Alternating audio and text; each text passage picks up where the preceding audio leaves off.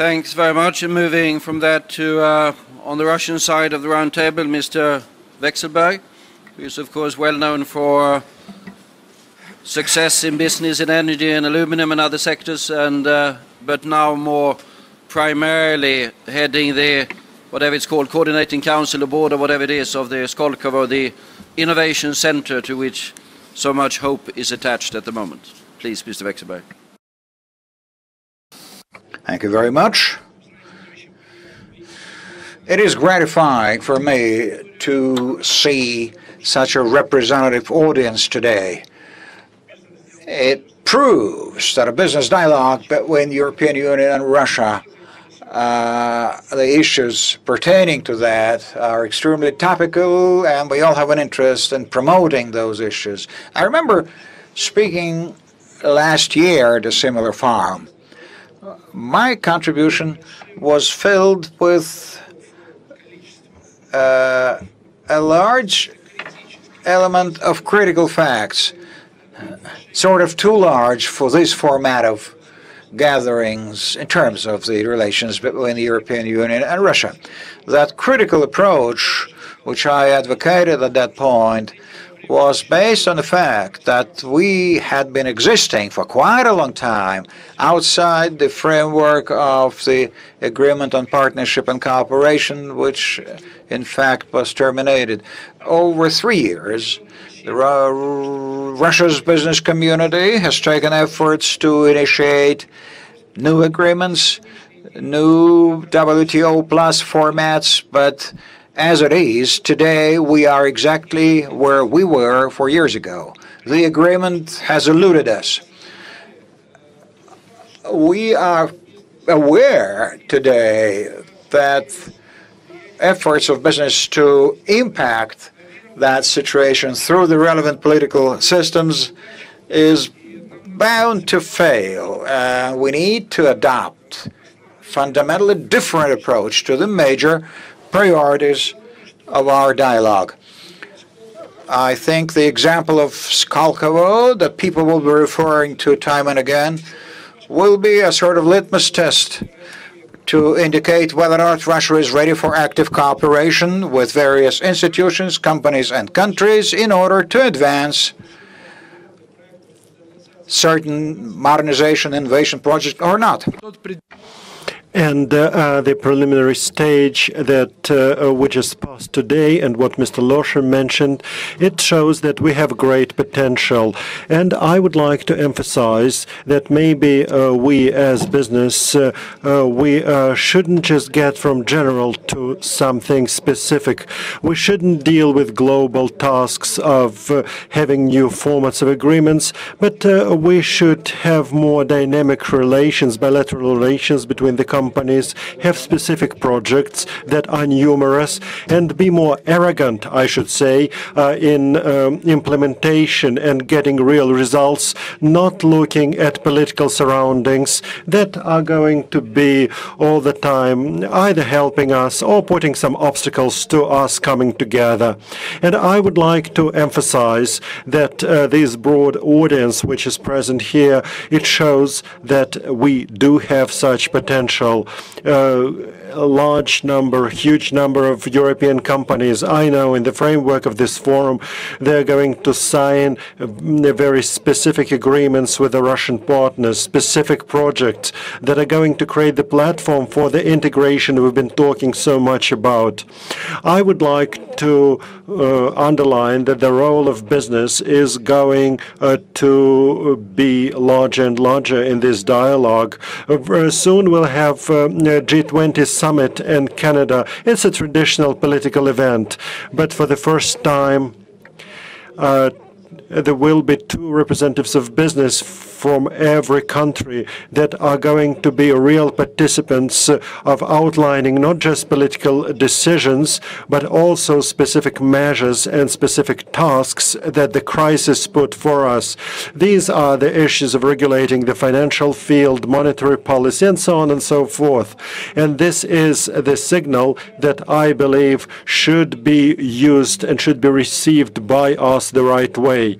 And that's why I would like, on the one hand, to urge all of you that the doors of Skolkovo as a platform for implementation of joint innovation projects, the doors are open. And Skolkovo is initially presented as international project. Skolkovo is wide open to all types of initiatives, all kinds of participation. And that's why I would like to use this opportunity and address our foreign partners here today. We'll be happy to see them in the framework of implementation of this project. I would like to emphasize that Skolkovo should become some maybe first step showing that Russia really is ready to show that we would like to change the approach towards problems in the country. We have the draft law now in the State Duma regarding regulations, rules of implementation of this project. There will be public hearing, public discussion, and I address all potential Russian participants of the project.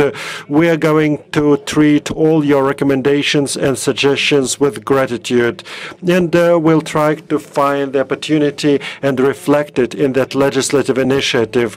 I do hope that this forum will be a serious step on the way of improvement of the relationship between Russia and the European Union in the context of improving the trust between Russian and European companies. Thank you so much for your attention. Thank you, Mr. Vekselberg. And could I give the word from the EU side, Mr. Alois Mikkelsen, who is from the Solvay, a major international company in chemicals primarily, but also, I understand, with major activities here in Russia. Please.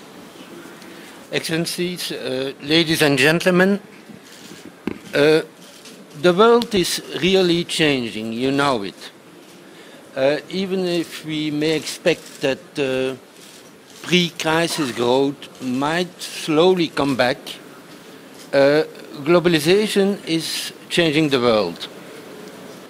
And that change will go on, because globalization will go on, because it's really ICT driven, and we are living in a world of ICT. What has changed dramatically is the emerging countries. There's a huge drive in these countries for consumption, but what is more important is their ability to overcome quickly their technological gap. We are not alone anymore in this world, and we should not underestimate the strength of these emerging countries, which have a lot of potential. Some examples. The national debt in these countries is only 45% of gross national product. In Europe, it's right now, on the average, 75%, and in 2 years' time, it will go to 115%.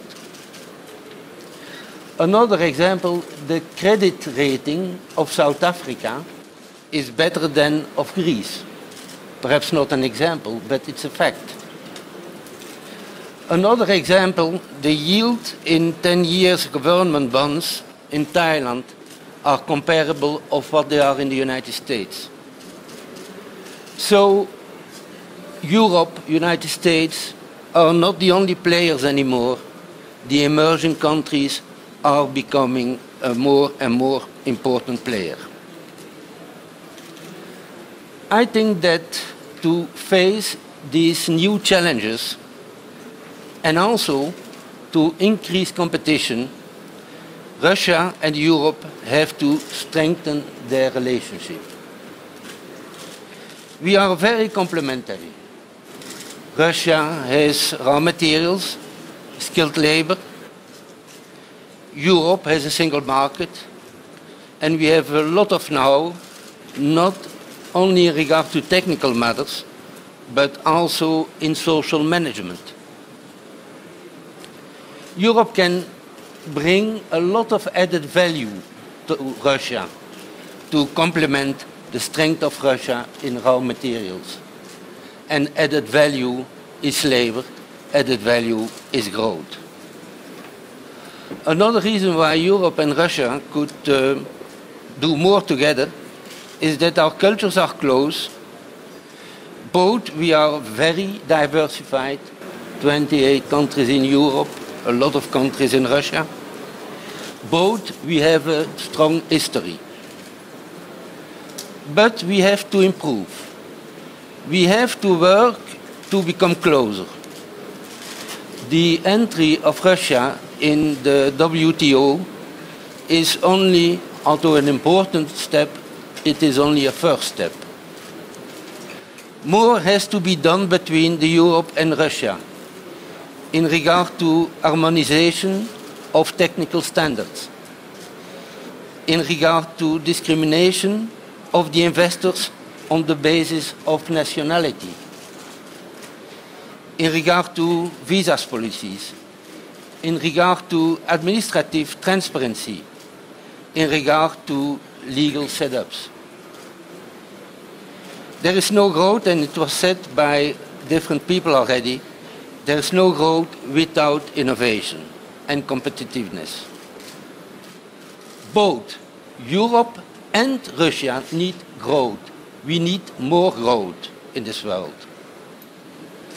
Today, there is not a new, but a growing opportunity to do more and to bring our strengths together.